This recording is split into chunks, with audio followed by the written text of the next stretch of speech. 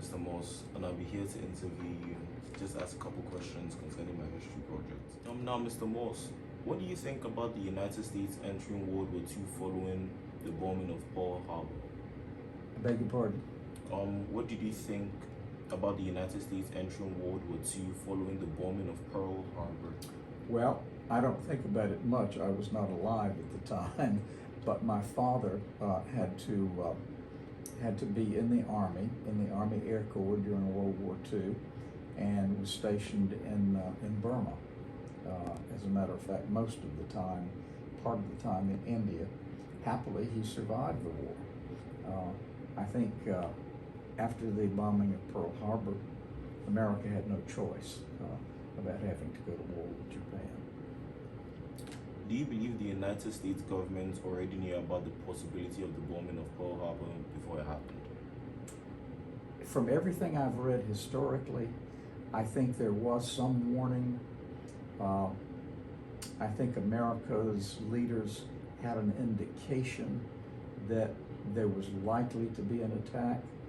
Apparently, there were some messages that were not delivered in time to warn the military at Pearl Harbor. I think a couple of them messages were sent but not received. I know, for instance, one of the radio stations, the radar stations in Hawaii, shut down early that morning, and they mistook these incoming planes for a group of American planes that were supposed to be flying from California. So there were some mistakes made. Now, how did you feel about Americans' entry into the Vietnam War in 1955? Did you know anyone that was drafted? Yes, a number of my friends. I was almost drafted. I was on a teaching deferment. At that time, the Army was not drafting teachers, but I came very close and had a number of my friends who fought in Vietnam. Some of our Darlington graduates were killed during the war in Vietnam. And do you know Mary Covington? Yes. Mary's grandfather's brother was killed. He was a Naval Academy graduate and an aviator for the Navy, and he was a Darlington graduate who did not survive Vietnam. But yes, a lot of my friends went to Vietnam. I've always been very grateful I didn't. I think, like a lot of Americans of my generation, we think Vietnam was a mistake, that the United States should never have been involved. It was essentially a civil war within the Vietnamese, and probably we should have stayed out of it. So, till date, do you still keep in contact with any of the people that were drafted? Oh yeah. One of my best friends. In fact, he was offered a commission as an officer because he was a University of Virginia graduate, but he turned it down and went in as a private because he knew he wouldn't have to serve as long. Do you feel we should be able to work as much access to information as we do with the invention of the iPhone? I think we've got more access to information than we've ever had in the whole history of humanity. The problem is a lot of it is not correct. Yeah. We laugh about, do you believe everything you see on the internet? I don't know how I got by without an iPhone. I got my first one in 1992, and it was about that long, about that wide, and about that thick. It's a big, heavy thing with a little antenna at the top you pulled up. And then I got what was called a Razr, a Motorola Razr, which was a very thin phone, still my favorite, a flip phone. Then I got my first iPhone when they came out, and now I've got the latest iPhone. So yeah, I'm happy to have iPhones, and I don't know how we got by with just a plain old cell phone.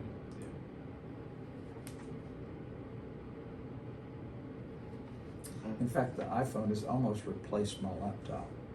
It really has. Convenience. I can do everything on my phone that I can do on the laptop.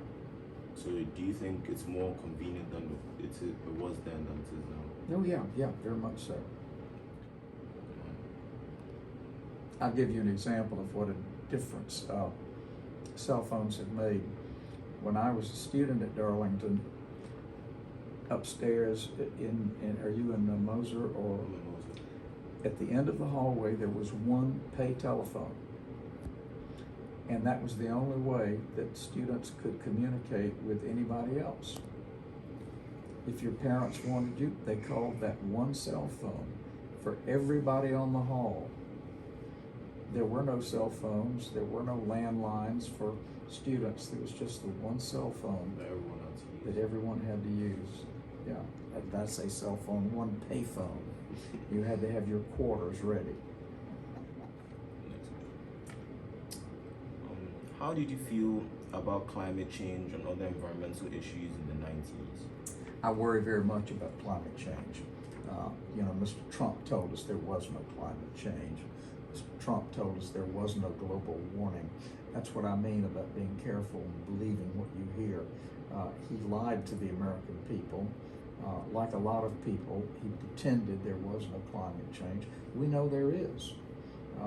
We know there's a huge issue with global warming, and that's going to have a huge impact in 10 or 15 years with low-lying areas on the coast, cities like Miami, cities in every continent that are coastal cities could very easily in your lifetime begin to be underwater.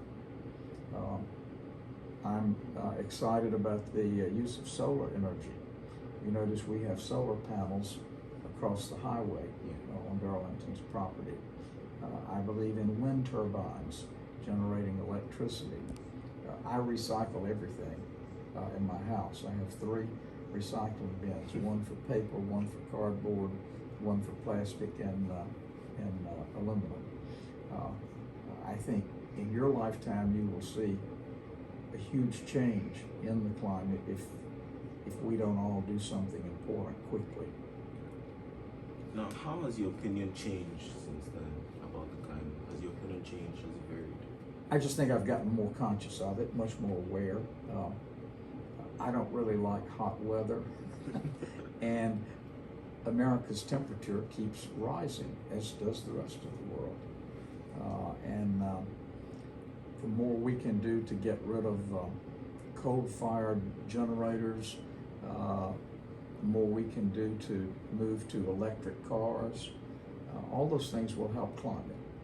And you'll see, I think, a lot of measures taken in your lifetime that we haven't taken yet to combat it.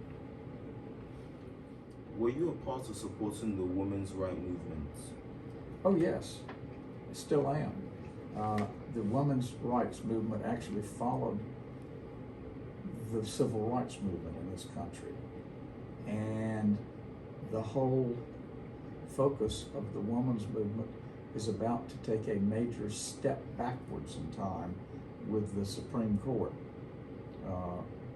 The information that leaked last week that the Supreme Court is probably going to reverse Roe versus Wade, which is the case that gave women the right to have an abortion. And it looks like the Supreme Court is going to overturn that, which takes us backward several decades. So I think women's rights in that regard are going to be under attack.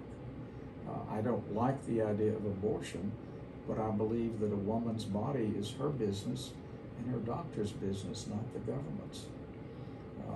There's still women who are vastly underpaid for doing the same job that a man does.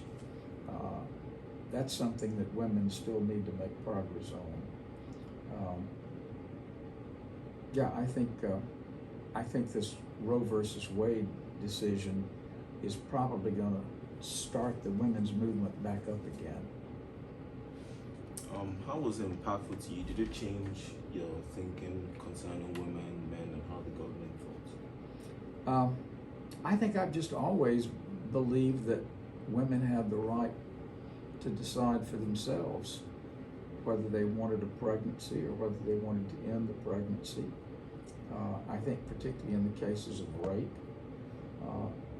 And what's going to happen if the Supreme Court overturns its previous decision, women will be choosing to have abortions in states that allow it, or going to Canada to have an abortion.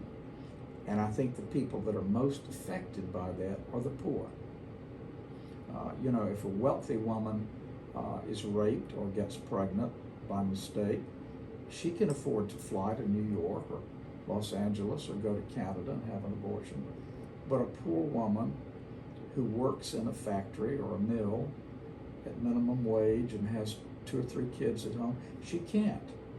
She can't afford to take time off and spend the money to travel to another location. And I think they're the women that are going to be damaged the most by this, what I think is likely a Supreme Court reversal.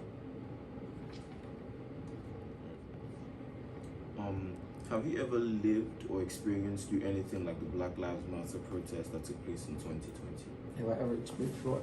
Have you ever experienced or lived through anything like the Black Lives Matter protests that took place in 2020? At a distance. I mean, I am aware of all the protests that have taken place, particularly with George Floyd's death. I think the movement took on a new life when some other people were killed, like Mr. Arbery down in Brunswick, Georgia. I think Black Lives Matter is a legitimate movement. There are too many people in this country who are prejudiced against blacks or women or Asians or Muslims or all lives matter. And a lot of the racial problems that we have in this country today, I think Mr. Trump stirred up. He appealed to racists, to white nationalists, with his ban on Muslims, with his attempt to close the border to Hispanic people coming into the country. I think all those things have caused not just black lives, but other lives to take on a new importance too. Yeah, so I'm in favor of the Black Lives Matter movement. And lastly, did the Chernobyl explosion have an impact in your life? The Chernobyl? Yeah, No, it didn't. In this country, we were just aware of it, but it didn't have any impact on us. Did you know how any person in the country would react to such an explosion? No, I didn't. I didn't know any people from that part of the world at that time. But of course, today we have students from Russia here at Darlington, and if it happened today, they would be very much affected, I would think. That's all I have. That's all you have? Oh, I didn't get to rant and rave about politics or anything of that sort. Well, I hope this is helpful to you. I hope it helps you get a good grade in your history project. Whose class are you in? Mr. McDermott. McDermott's, very good.